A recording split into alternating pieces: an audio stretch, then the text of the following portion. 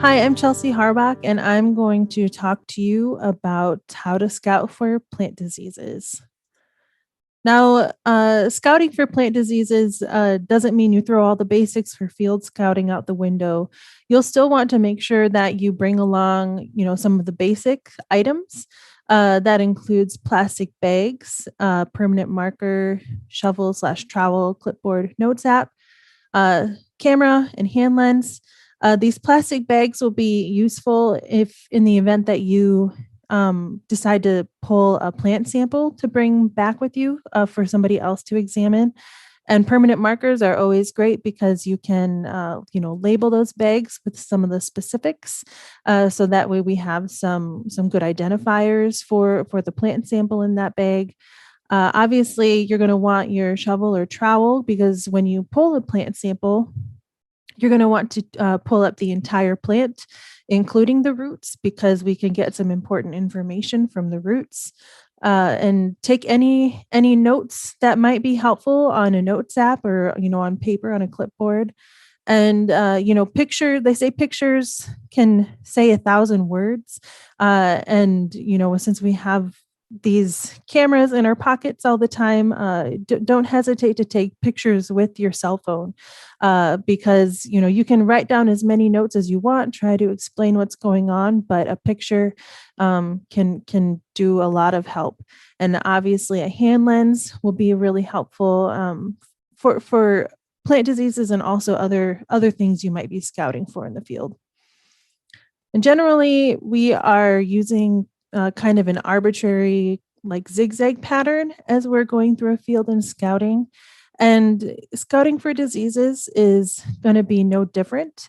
Although, as with any problem you're scouting for in a field, you're going to definitely want to look for those problematic areas in the field and make sure your arbitrary pattern makes it to those problematic areas so you can see what's going on in with those plants in that area.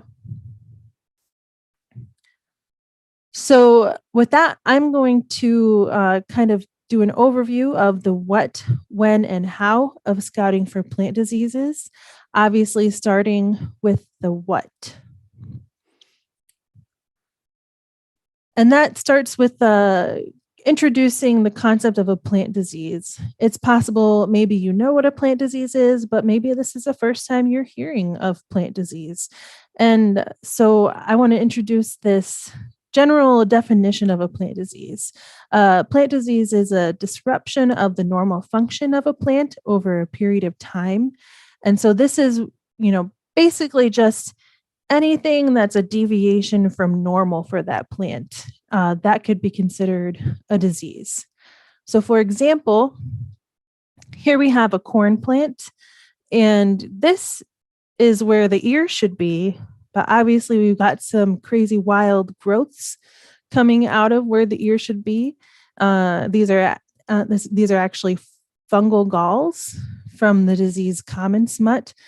So this is very clearly a deviation from normal for what what we would expect to see on a corn plant right here. So this is a plant disease.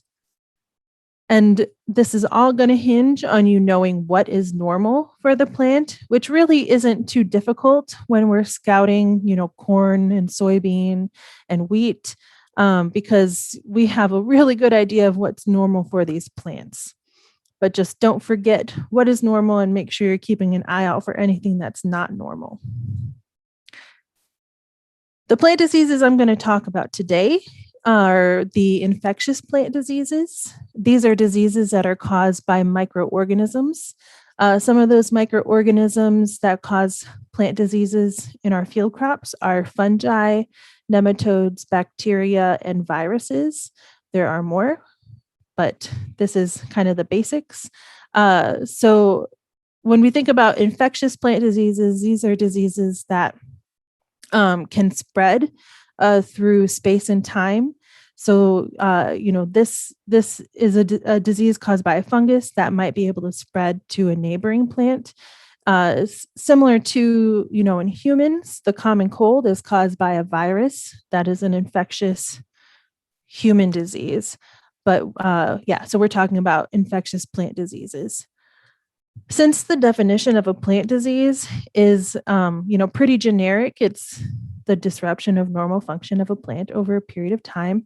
That kind of a definition can also be applied to non-infectious plant diseases, which we typically consider abiotic disorders. And so these are caused by non-living factors, and I know that these will be covered in some other presentations, so I'm not really going to touch on them much right now.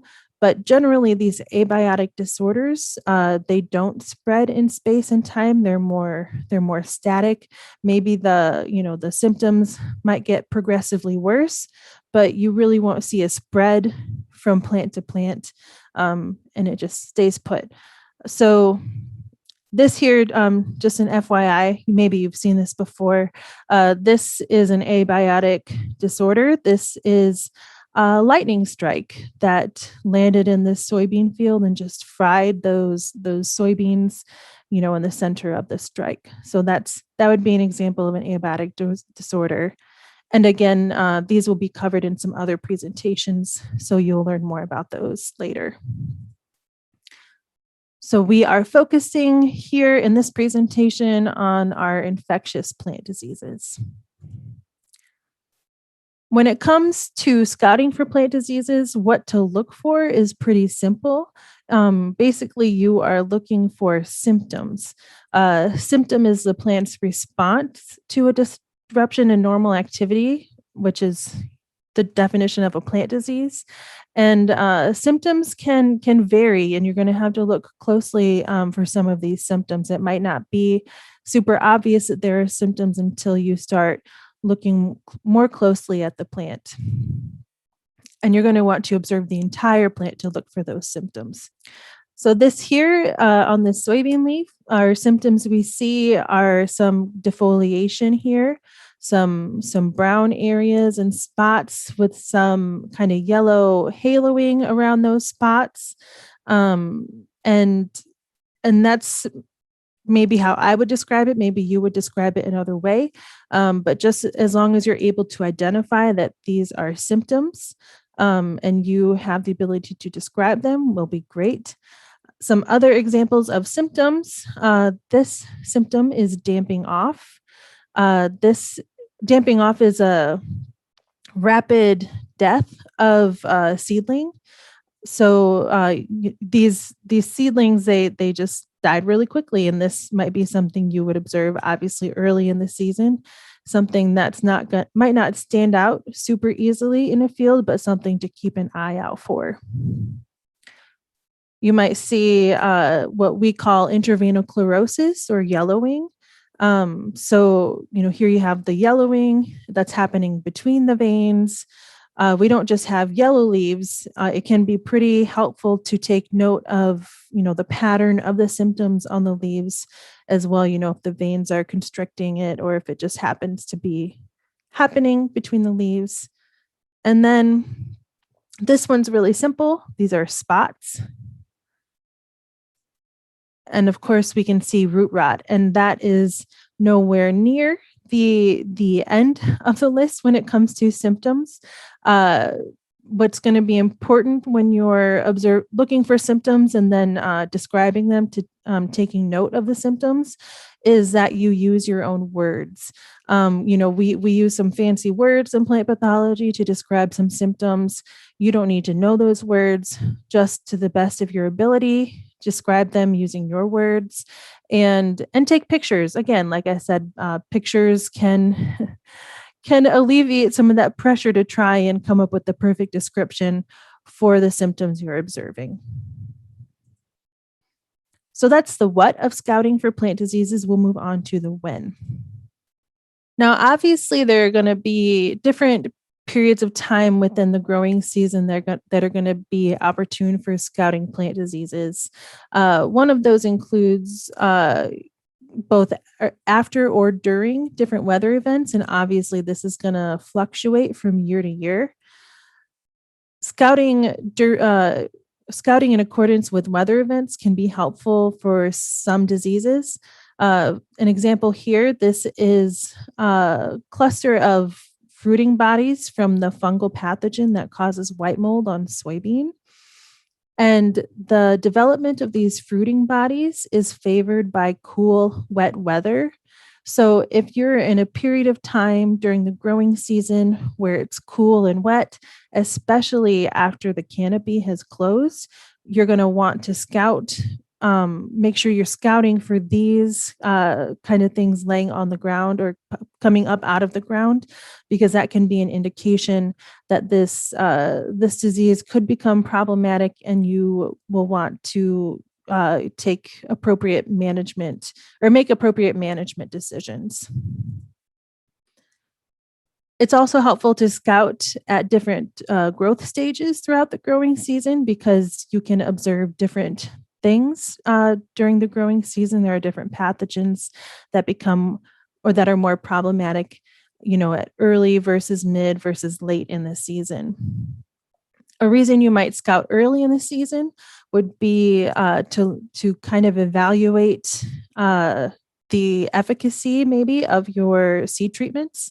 So when you're looking at the overall stand of your plants in the field, um, don't just assess the stand quality, but make sure you're looking for some of these symptoms on the soybean or corn or wheat seedlings that can be indicative of disease problems, and identifying these in 1 year can be helpful helpful in making management decisions in following years. Mid-season, you're obviously going to want to scout to help with making management decisions, fungicide applications, etc. And then late in the season might, to some, seem futile, but you can actually get some really helpful information when you're scouting late in the season, especially if you see some problematic areas in the field after seed set, or the ear's pretty well developed. You'll want to check those areas out to see what is causing the problem out there. And then that information, again, can be helpful when planning for subsequent years of planting that crop. And this is going to be super critical to scout both before and after fungicide applications. That might seem like a lot, but you're not going to know what you're spraying for unless you're scouting beforehand. So when you scout beforehand, not only do you have an idea of what's out there, but you can also assess, if the problems out there are approaching an economic impact level, which can, help make your decision on whether or not it's time to spray your fungicide or not. And then, of course, you're going to want to scout after fungicide applications to determine if the fungicide application was truly efficacious. So scouting both before and after fungicide applications is just kind of best practice and really helpful, especially when it comes to like integrated pest management, as an approach to mitigating the risk of fungicide resistance development. So make sure you're getting out to scout early and often for plant diseases. Now we'll move on to the how of scouting for plant diseases. Now, of course, you're going to pick a field to scout. You're going to try to do that arbitrary pattern, but there's naturally going to be some areas in the field that you want to focus on. If you see those irregular spots or areas in the field, of course, you're going to want to check those out and, try and see if there's any plant disease problem going on out there. And you're definitely going to want to check some patches in the field that tend to be more conducive for disease development. Such areas in a field include hillsides, low spots, field entrances, areas with poor drainage and flooding, etc. So a lot of our plant diseases are favored by by moisture. So if you have a poor draining area, there might be more moisture in that canopy. You might see more disease there. Flooding can be favorable to the development of root rot. So yeah, you'll definitely want to keep an eye on these areas and consider checking those out when you're scouting in a field. And then, of course, if you have fields with a history of different diseases, you're going to want to make sure that when you scout those fields, you're checking, the areas in the field. If there are like hot spots in the field, you're going to want to keep an eye on those, make sure you're evaluating those. And then, there might be areas of the field with a history of unexplained yield loss for different crops. And those are going to be good areas to check out in the field. And I'll come back to this later, this unexplained yield loss thing. So keep that in the back of your mind. I'll touch on that in a minute. Now, when you get to your different spots in the field that you've chosen to scout, as you start observing the plants in that area, you're going to want to examine different parts of the plants. Obviously, you're going to want to check out the lower canopy, the upper canopy, the roots. You're going to want to dig up plants and look at the roots. You're going to want to look at the stalks and stems, especially on corn. There's quite a few stalk rots that can affect corn, and knowing if there are stalk rot problems and what the stalk rot problems are can be really helpful in future years of corn growth in that field. And then obviously you're going to want to check out the fruiting structures, the corn or the ears, the pods, the heads, and see if there's any disease developing on those plant parts. So you are truly, you're not just going to different area of the fields and doing a quick scan. You need to check out the entire plant and look closely for symptoms of plant disease. Another thing that can be helpful when you're scouting for plant diseases is assessing the severity and incidence of plant diseases. Severity is the percent of the plant part that's affected by the plant disease. For example, here is a corn leaf. So if you're going to be assessing severity, you're going to want to pick maybe one leaf that you can check across multiple plants. So on corn, you might look at the ear leaf and try and assess the percent of the leaf that is covered by that plant disease. And this can actually be a lot trickier than you might think. So the Crop Protection Network has actually developed an online tool to help train your eyes and like calibrate your mind before you make any of these severity assessments. And this can be a really helpful tool to use before you're going out scouting for plant diseases, so you can hopefully as accurately as possible assess the severity of the problem in the field. So if you go to severity.cropprotectionnetwork.org, you will see that there's a section for corn where you'll find multiple foliar diseases of corn that you can test your ability to assess severity. There's even one for ear rots, and then multiple foliar diseases for soybeans.